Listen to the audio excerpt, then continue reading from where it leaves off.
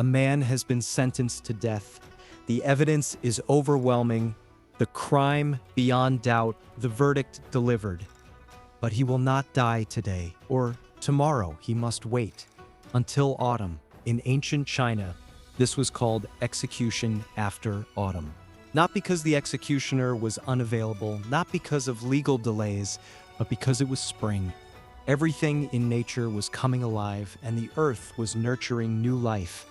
To kill a man in this season was to defy the will of heaven. It sounds like superstition, but behind it lay a rigorous system of governance that ruled China for nearly 2,000 years. The architect of this system was Zhongshu, one of the most influential thinkers of the Western Han dynasty. He presented Emperor Wu with a theory called the resonance between heaven and humanity. Heaven and humankind were not separate. The movement of the cosmos and the governance of the human world operated as one system. Heaven had 4 seasons: spring for birth, summer for growth, autumn for harvest, winter for storage.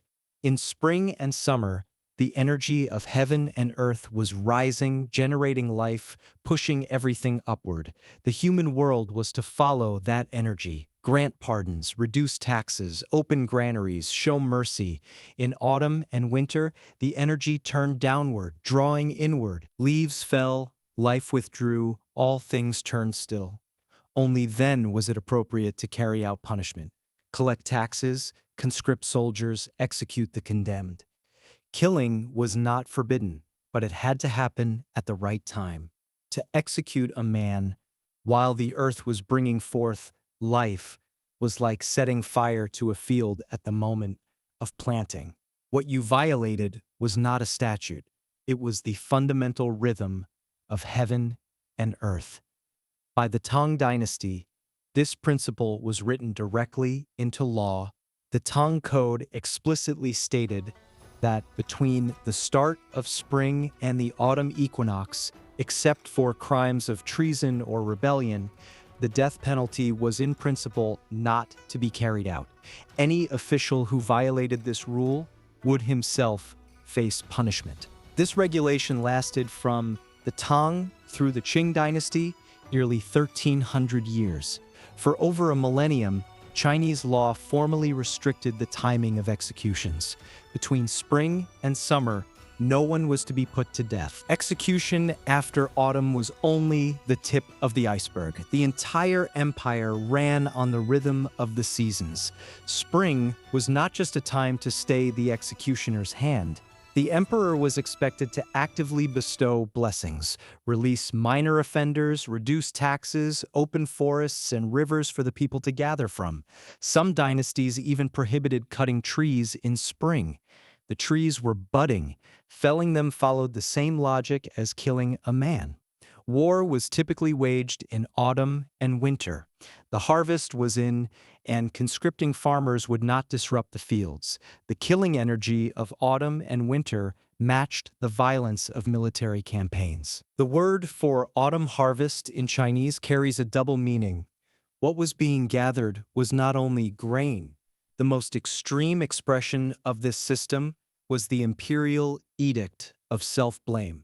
When earthquakes struck, when droughts scorched the land, when locusts darkened the sky, the emperor did not simply dispatch relief.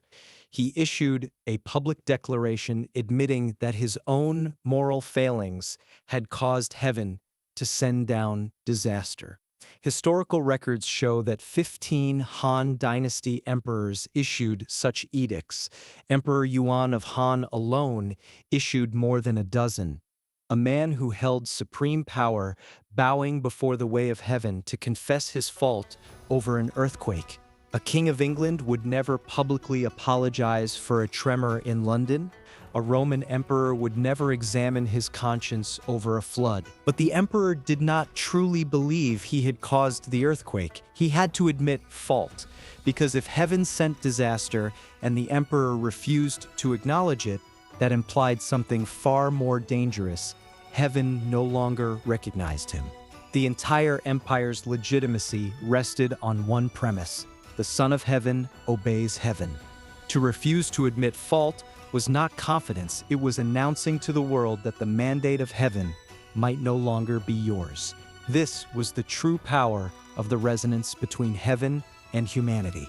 It was not a philosophy for explaining the world, it was a system that used nature's authority to constrain power. The emperor held supreme authority in the human world, but above him stood a higher authority still, the way of heaven. The way of heaven was not a person. It was not a legal code. It was the natural order of the four seasons turning of all things living and dying, a rhythm that bent to no one's will. No emperor, however powerful, could claim to be greater than heaven. This invisible boundary restrained Chinese imperial power for 2,000 years. Place this system alongside the West, and the difference is immediate. In the West, law stands above nature. Justice comes from reason or from God. It is not affected by seasons, weather, or the phases of the moon. If you commit a crime, whether in spring or autumn, trial and execution should proceed without delay. Justice delayed is justice denied. That is the foundational creed of Western law. In China, nature stands above law. The way of heaven is the highest authority, and the defining feature of the way of heaven is rhythm, life and death, tension and release, spring and autumn. Human justice must synchronize with that rhythm. In one system, law determines when justice is carried out. In the other, the seasons determine. Today, no one would delay a trial because it happens to be spring. Execution after autumn left the stage of history long ago. But the thinking behind it left traces deeper than most people realize. The Chinese still celebrate festivals by the lunar calendar, still arrange their lives around the solar terms, still choose auspicious days for life's great decisions. The root of all these habits lies in a single conviction: human beings do not exist apart from heaven and earth. 2,000 years of execution after autumn left behind not a law, but a question. When we make the rules, dispense justice, and decide who lives and who dies, are we commanding nature or answering to it?